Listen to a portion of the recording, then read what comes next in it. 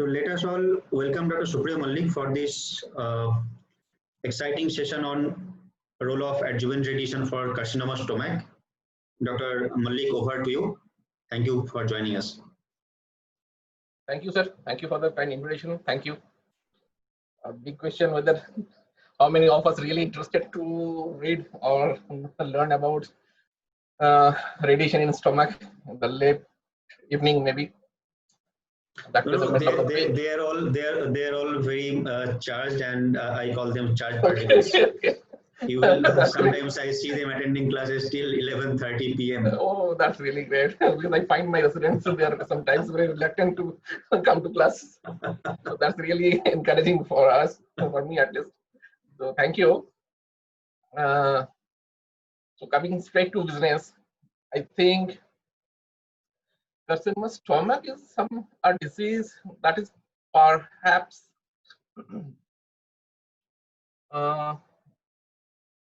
putting a lot many questions for a radiation oncologist.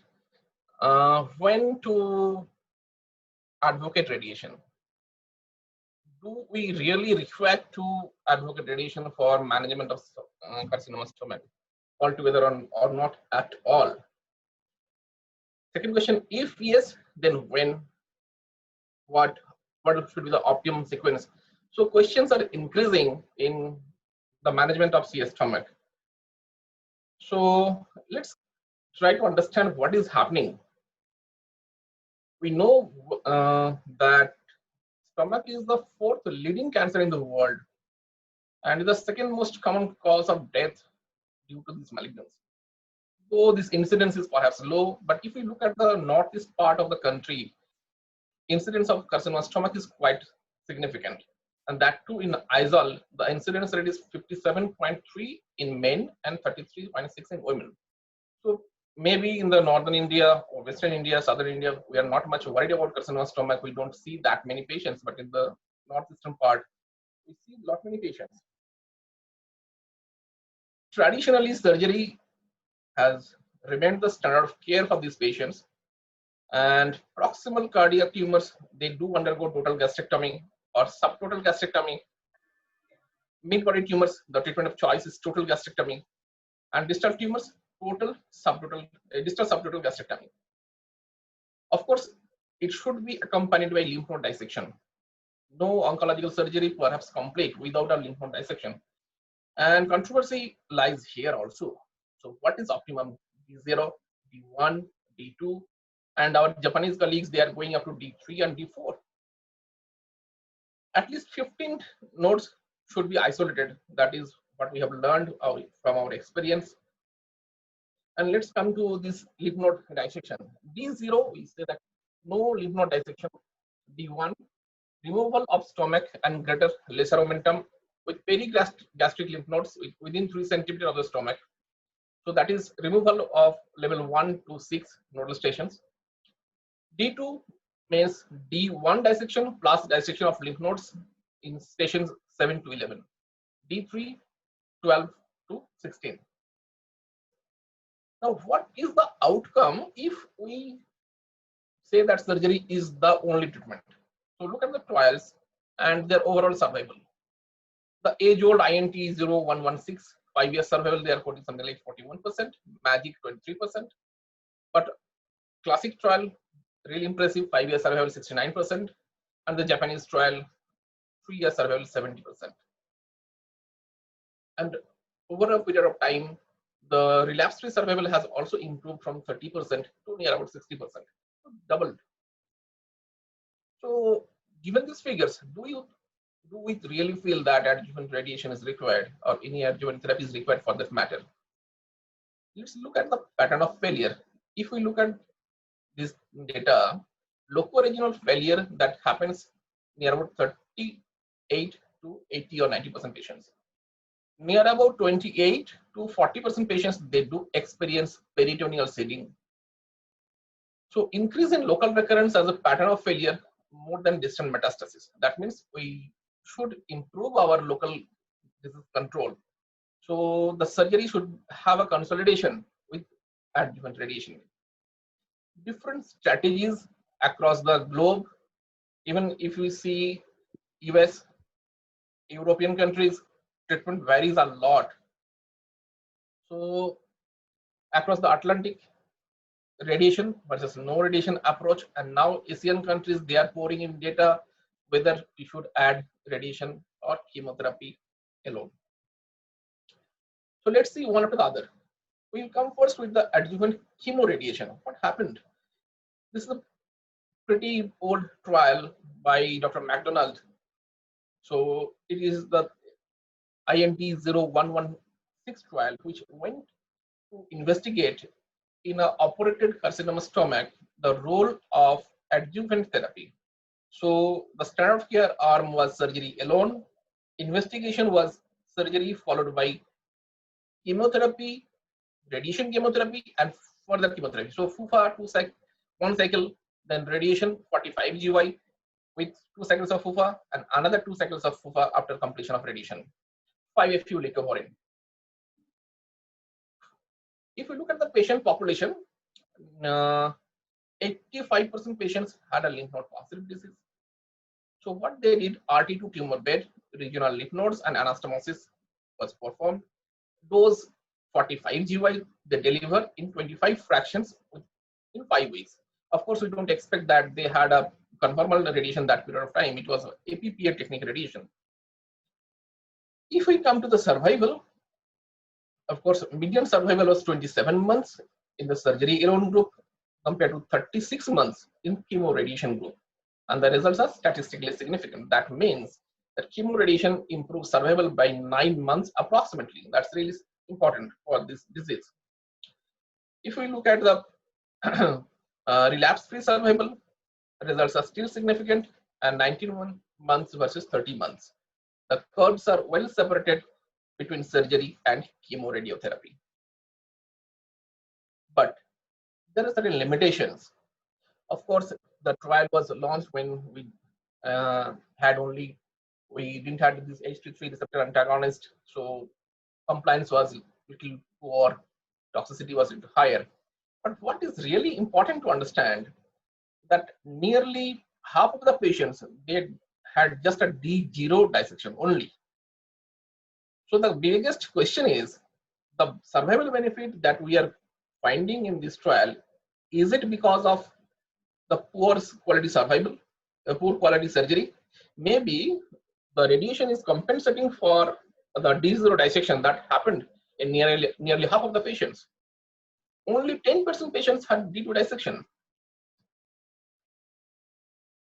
But look at the 10-year updated results. Overall survival still significantly improved.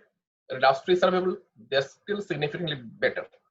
From this one point, at least one, we can understand that the patients who undergo less than D2 dissection, radiation definitely do good with chemotherapy. If we look at that backbone, before that, I would like to highlight another drawback of the IND-0116. The trial was comparing observation versus combination chemo and radiation. So we were missing that chemo arm. So let's have this artist trial. Let's look at the design. So the investigators wanted to see after a D2 dissection for stage 1B to 4A gastric cancers, patients were randomized to receive 6 cycles of chemotherapy with capecitabine and cisplatinum. In the experiment, other arm, it is 2 cycles of chemotherapy, then chemoradiation, another 2 cycles of chemotherapy after the radiation. Treatment completion rate, chemo versus chemoradiation, well good, 75 to 80%. No difference in DFS and OS. If you look at the graphs for survival, both the graphs, the radiotherapy plus chemotherapy or chemotherapy alone, they are just superimposed over each other. But if we go to dig in more and look in a subset analysis, we see the patients who had a lymph node positive disease at 3-year DFS was significantly better for them who received chemo-RT. And the patients had a intestinal type of histology, the 3-year DFS again favored chemoradiation. But we should not forget these two are unplanned subset analysis. And this can be considered hypothesis generating, that cannot be really so robust to bring into our practice as a directly. Looking into the limitations of ARTIST-1 60% of the patients had early stage cancer, stage 1B or 2. Approximately 15% of patients had lymph node negative disease, and 60% diffuse histology, higher proportion of distant metastasis. Look at the pattern of recurrence from the ARTIST trial. The chemotherapy and chemo radiation arm, if we look at the loco-regional recurrence, that is significantly reduced with the addition of radiotherapy. Regional recurrence comes down from 10% to 2% with addition of radiation. So again, we can make a point that addition of radiation, even after a D2 dissection, improves loco-regional disease control. Now we have to look whether this is translating in survival benefit or not. Coming to this interesting trial from the Chinese group by Dr. Zhu et al. In the Green Journal way back in 2012. So what they did, they wanted to look at the impact of intensity modulated radiotherapy plus concurrent chemotherapy with chemotherapy alone. So again, we can see one arm is chemotherapy group, one arm is IMRT radiation plus chemotherapy. So what they are reporting, that 5-year overall survival is, of course, statistically not significant, but numerically it is near about 7% superior to chemotherapy alone, and 5-year DFS is significantly better for chemo radiation. So what made this change in the survival outcome? Possibly, whenever we are doing IMRT, we are moving on from the 2D era radiation planning. We are able to delineate the target better. We are able to control the target volume so that our toxicity is less. Maybe we can deliver a little higher dose that can translate into the benefit. Looking into a meta-analysis of post-operative chemoradiotherapy to post-operative chemotherapy, the meta-analysis made a statement that chemoradiotherapy as such doesn't improve overall survival, but if you look at loco-regional recurrence-free survival and disease-free survival, both are favorable when we add radiation to the chemotherapy. Now, from the ARTIST trial, we saw that patients who were lymph node positive, they get the benefit of radiation plus chemotherapy. Based on that, the same group, they launched the ARTIST-2 trial with 900 patients, D2 dissection with positive nodes, but the trial was intended to see S1 for 12 months, comparing S1 plus oxaliplatin for 6 months, comparing 2 cycles of S1 plus oxaliplatin followed by 45 GI radiation plus followed by 4 cycles of again SOX. We are changing the chemotherapy regimen here, of course. And if we look at the graph here, the S1 plus oxaliplatin for 6 months and chemotherapy plus RT, the orange and the red graphs, they are nearly superimposed over each other. And the S1 into 12 months, that is falling a little down. Based on this data, the Independent Data Monitoring Committee recommended for early termination of the trial, and the full article is yet to publish. So when the full article will come, that time we will be able to know what exactly is happening with these patients. Now the question was, from the US that went to the Asian countries. Now the question raised in the European countries. So what happens with adjuvant chemotherapy only post D2 dissection? So the first trial come from Japan, who wanted to, it was a phase 3 randomized control trial of 1,000 odd patients, stage 2, 3 gastric cancer who underwent D2 gastrectomy. And The patients were randomized to observation versus 1 year of S1. And at 3 years, overall survival was 80% for the intervention group and 70% from the surgery only group. A similar design after D2 dissections, patients being randomized to chemotherapy of CAPOX versus observation. A phase 3 trial, again 1,000 odd patients, stage 2, 3 gastric cancer, and 5-year DFS and OS both significantly favor chemotherapy. That means even after a D2 dissection, adjuvant chemotherapy has a big role to play. A question that was also raised, that is there any meaning of perioperative treatment strategy?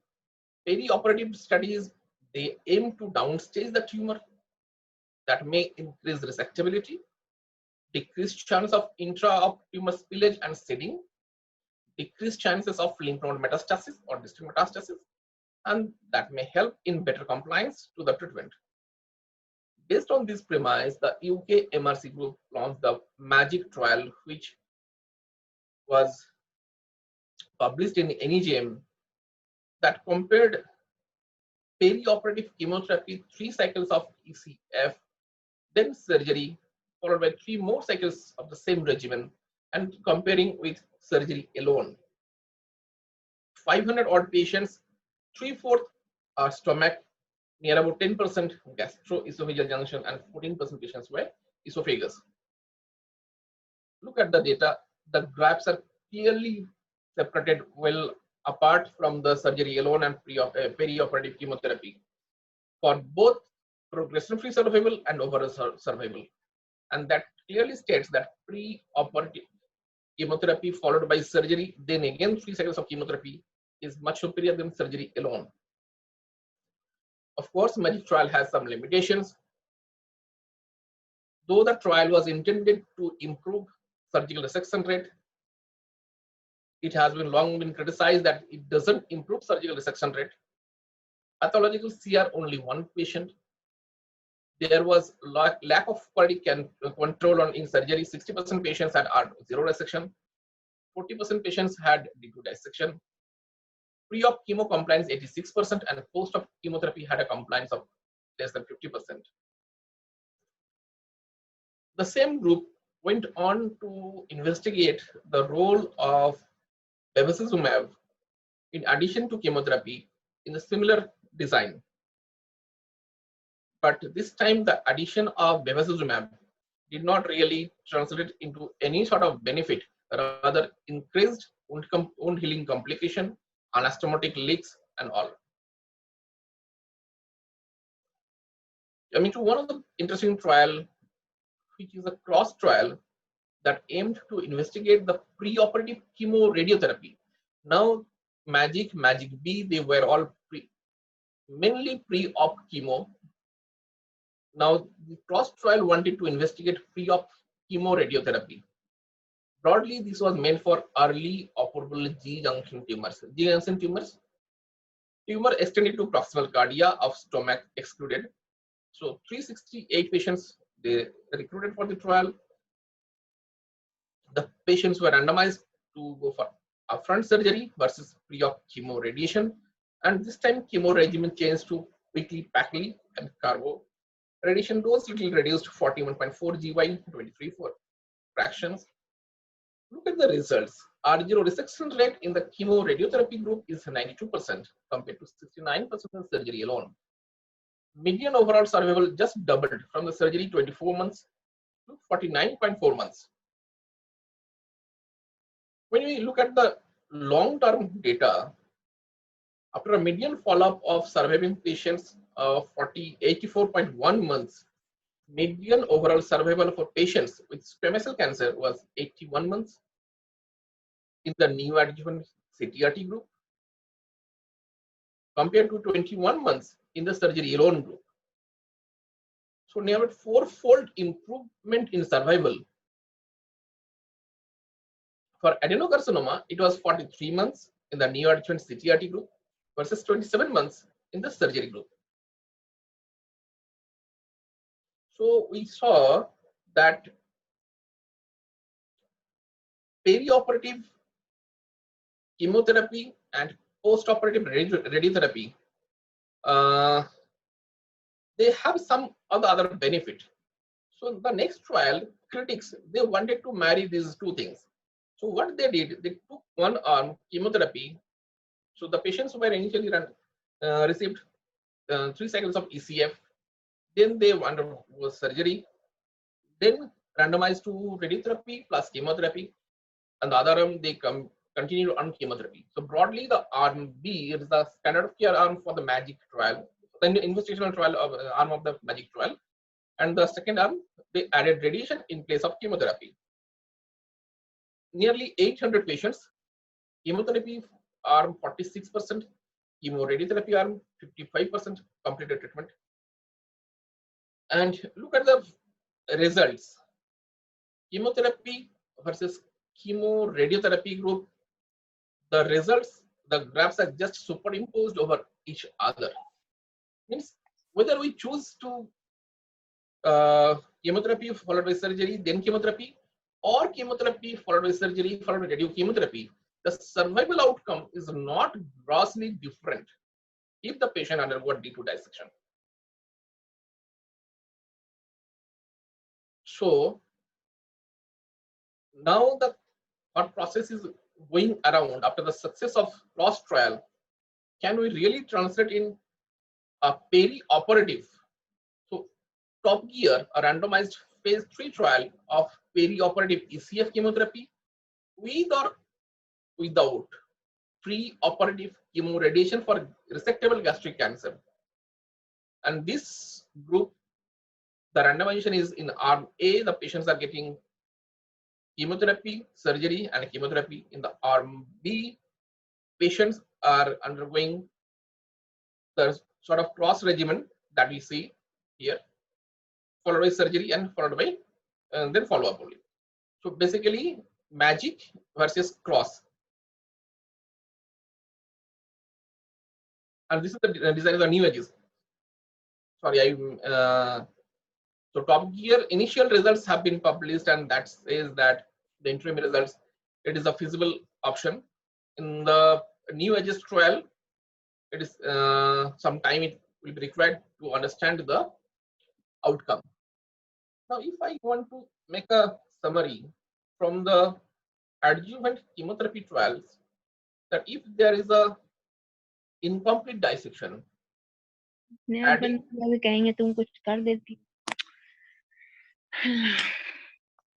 adding radiation is improving local or loco-regional disease control. If we look at the trials from the perioperative chemotherapy group, perioperative chemotherapy gives significantly equal type of survival, but still there is scope for improving loco-regional control in the disease, which is being evaluated in the subsequent trials.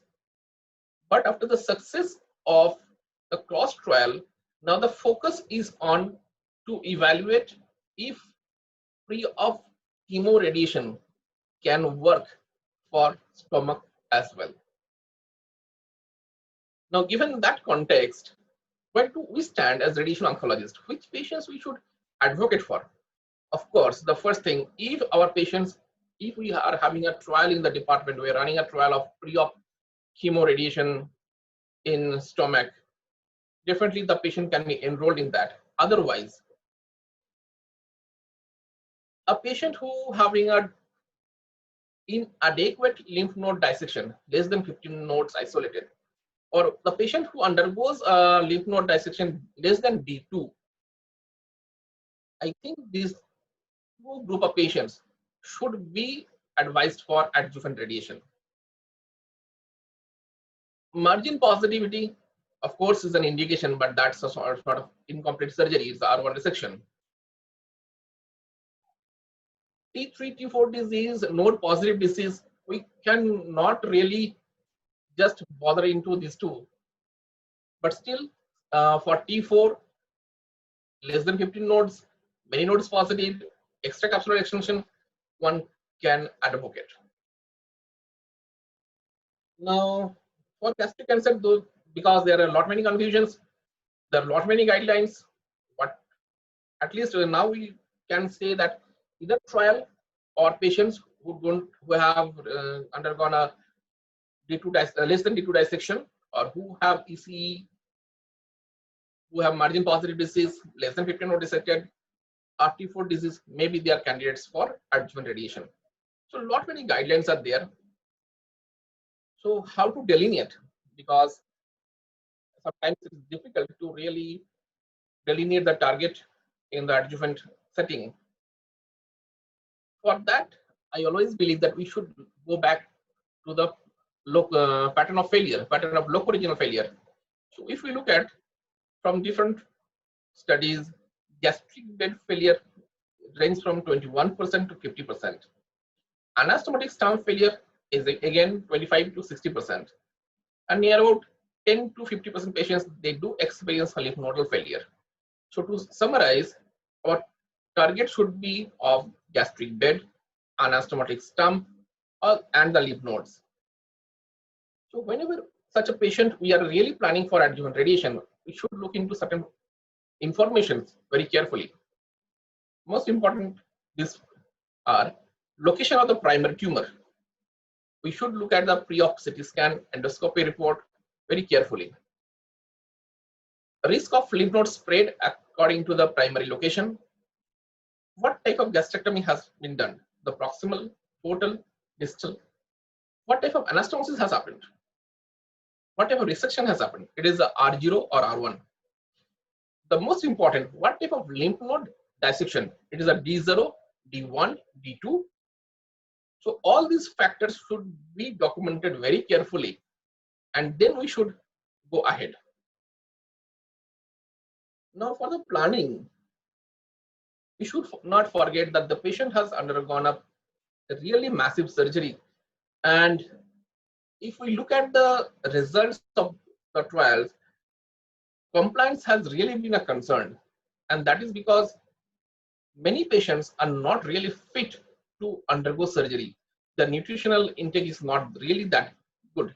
Even in the Western population, if we look at the INT 0116 trial, they ensure that the patient will be randomized.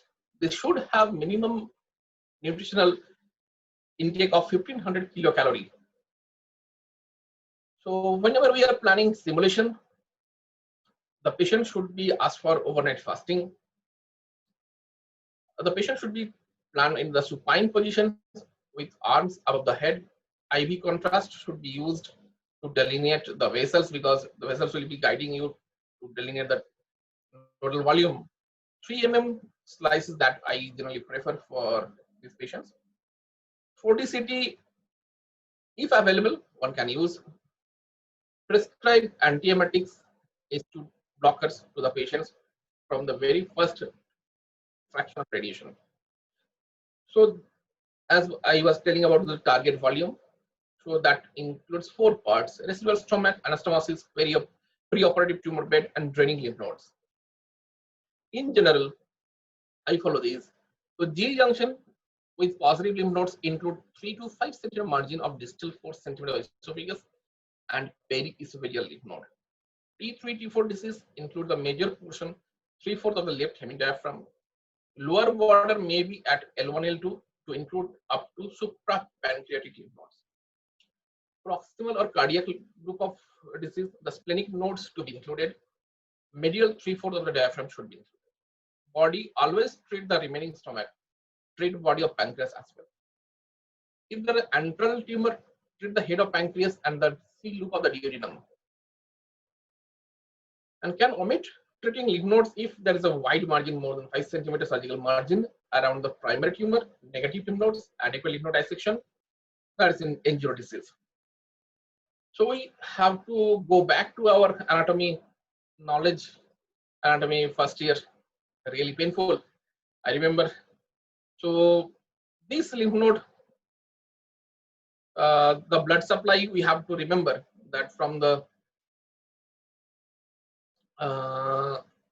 aorta, we have to remember the celiac trunk and the splenic artery, the tortuous splenic artery that goes behind the stomach, that runs behind the stomach and goes to the splenic hilum. From that, it goes to supply the fundus of the stomach, the short gastric artery, and one branch comes at the left gastroepiploic artery along the greater curvature, which anastomoses with the right gastroepiploic artery at the lower end of the greater curvature.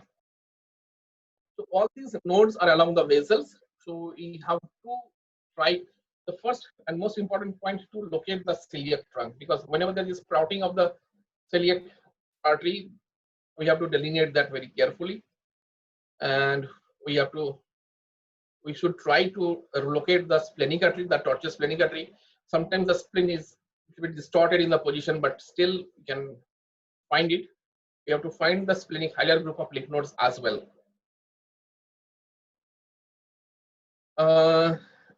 This is a pretty interesting table that I have adapted from Seminars in Radiation Oncology, published in 2002.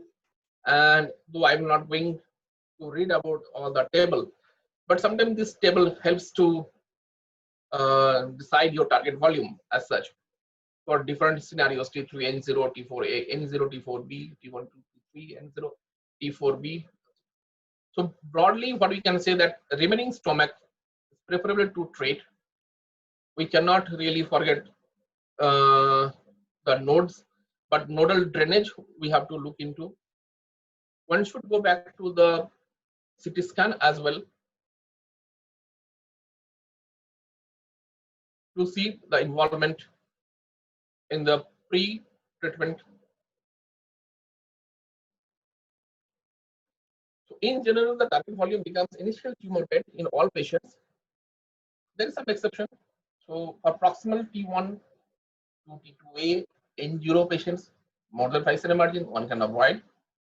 Remaining stomach, I prefer to treat in all patients, exception in proximal T1, T3 disease. Anastomotic sites, again, it is preferable to treat all the patients, and residual disease, there is no doubt about.